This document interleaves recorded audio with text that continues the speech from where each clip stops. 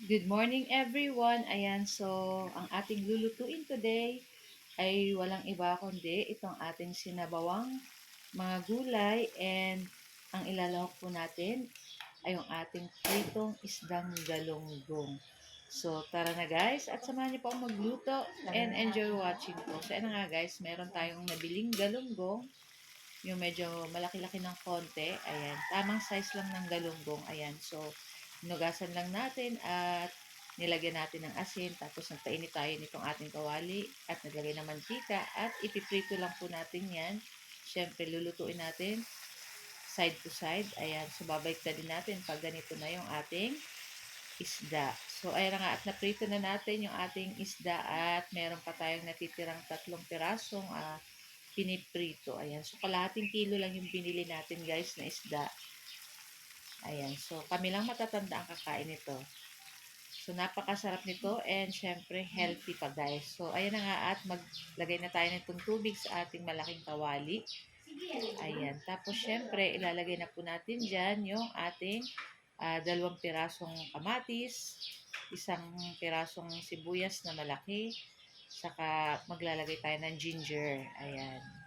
So, kung di nyo pa guys natatry yung ganito, itry nyo na at sobrang sarap. And syempre healthy po yung ganitong ulam. Ayan.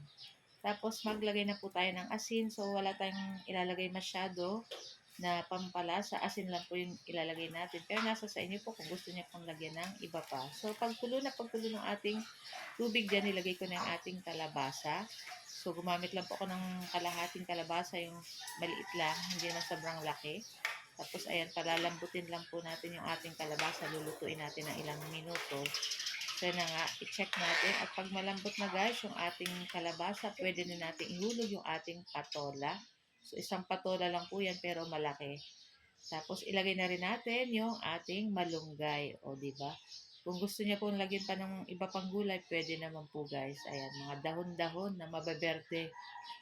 Tapos, ayan na nga guys, at lulutuin lang natin ng ilang minuto itong mga nilagay nating gulay dyan. And, ayan, syempre titikman natin kung okay na yung lasa. Pag matabang, adjust na lang po. Ayan, sa akin okay na to. Kasi yung ating isda is maalat-alat yun. Gawa ng pinirito natin. May asin nga, diba? So, hindi na ako naglagay ng asin pa dito sa ating sinabawang gulay.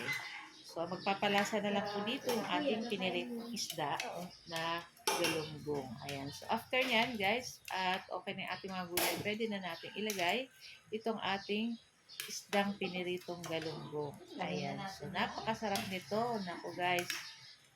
Ayan. Napakasarap. Gustong-gusto ko yung ganito ding ulam. Ayan. So, kahit anong isda po ang ilagay nyo, basta prito. Ayan. So, guys, ayan. At okay na rin to guys. Pwede na nating ilipat sa ating plato at pwede na rin po tayong kumain nitong ating napakasarap at napaka-healthy na ulam. So guys, ayan, ito lang po ang ating video today and thank you guys for watching. See you next video. Ciao! Bye! Yummy!